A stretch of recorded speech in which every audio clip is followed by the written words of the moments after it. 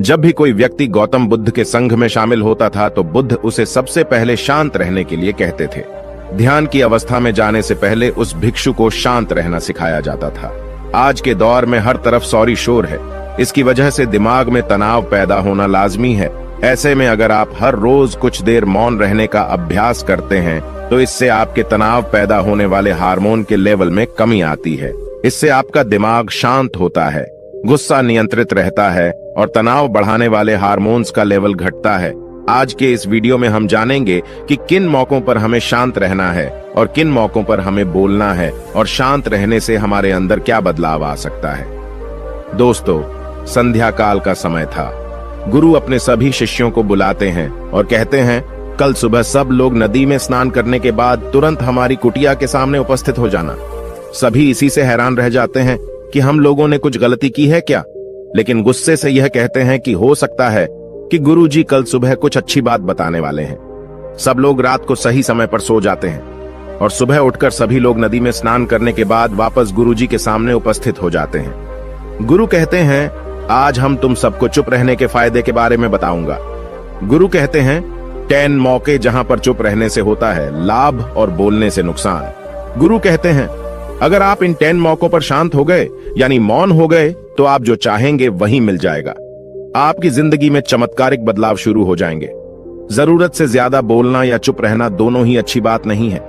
जैसे जरूरत से ज्यादा बारिश हो जाना या फिर धूप दोनों ही दिक्कत देती है, उसी तरह अनावश्यक बोलने से भी काफी नुकसान होता है। गुरु कहते हैं कि पहला ऐसा मौका जहां पर व्यक्ति को चुप रहना चाहिए, बिना तथ्य के ना बोले। गुरु ने कहा, अगर आपके पास कोई तथ्य नहीं है तो वहां चुप रहने में ही भलाई है। चुप बैठने से दिमाग में नई कोशिकाओं का निर्माण होता है और इससे ज्ञान की वृद्धि होती है। बोलने में भलाई वही है जहां आपको किसी चीज के बारे में पूरा ज्ञान हो। अगर आप बिना तथ्य के कहीं बोलते हैं या फिर बेवजह बोलते हैं तो आपका वहां मजाक भी बन सकता है। अगर आपके पास पर्याप्त जानकारी नहीं है, ऐसी जगह पर बोलने से आपका मजाक तो बनी रहेगी, साथ ही साथ लोगों का भरोसा भी आपसे उठने लगेगा।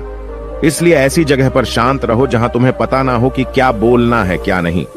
कई बार कुछ लोग ऐसे होते हैं जो हर जगह अपनी उपस्थिति बताने लगते हैं।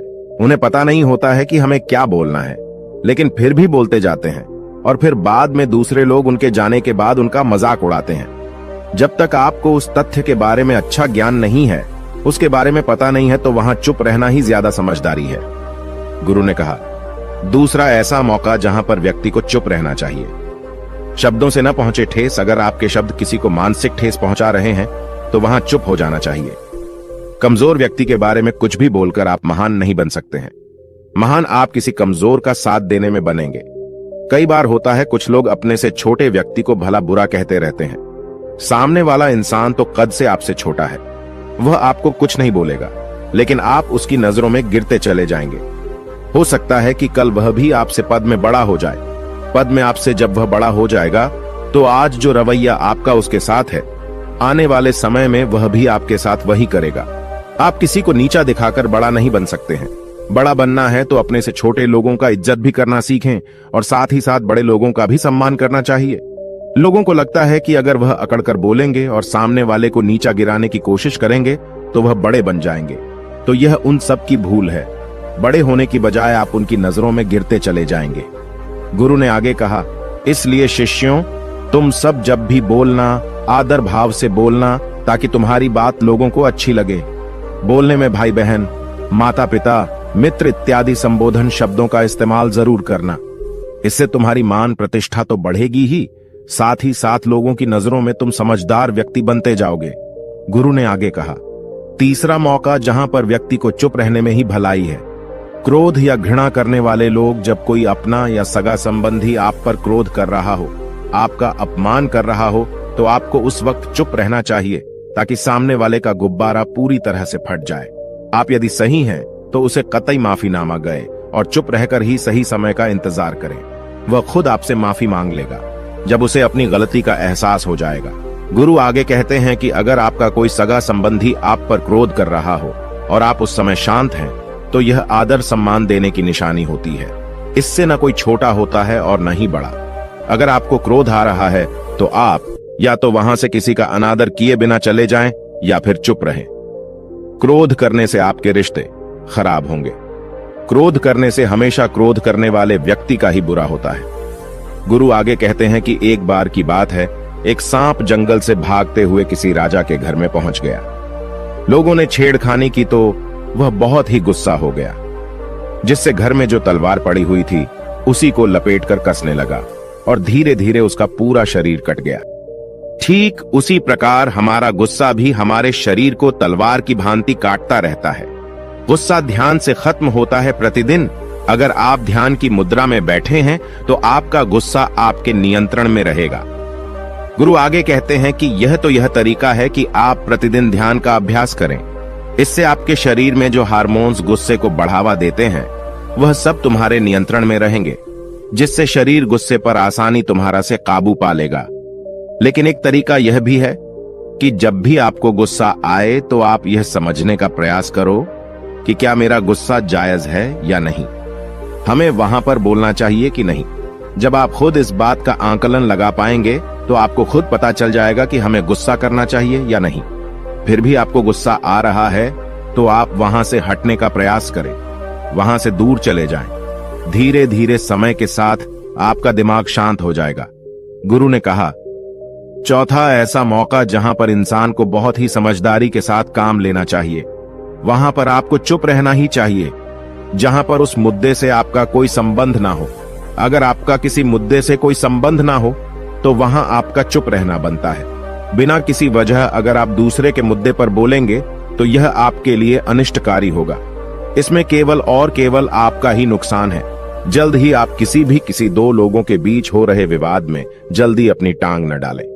अगर सामने वाला आपको बुला रहा है अपना झगड़ा शांत करवाने के लिए तो ही आप वहां पर जाएं। किसी की व्यक्तिगत जिंदगी में दखल अंदाजी नहीं देनी चाहिए जब तक कि वह व्यक्ति आपको नहीं बुलाता है। अपने झगड़े को शांत करवाने के लिए कुछ लोग फालतू में दूसरे के विवाद में कूद पड़ते हैं। इससे उनके मान सम्मान मर्यादा पर लोग उंगली उठाने लगते हैं।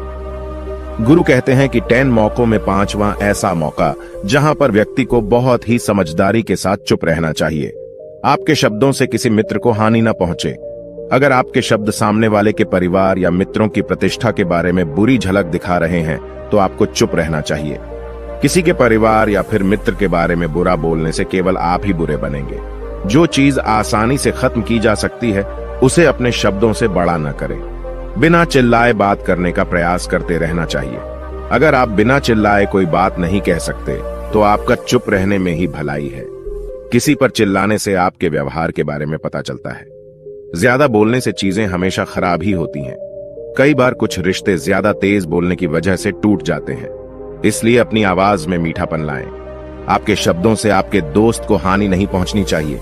कभी कभी दोस्तों के जब हम मजाक हैं तो रहे कि आपके शब्दों से किसी का अनादर ना हो।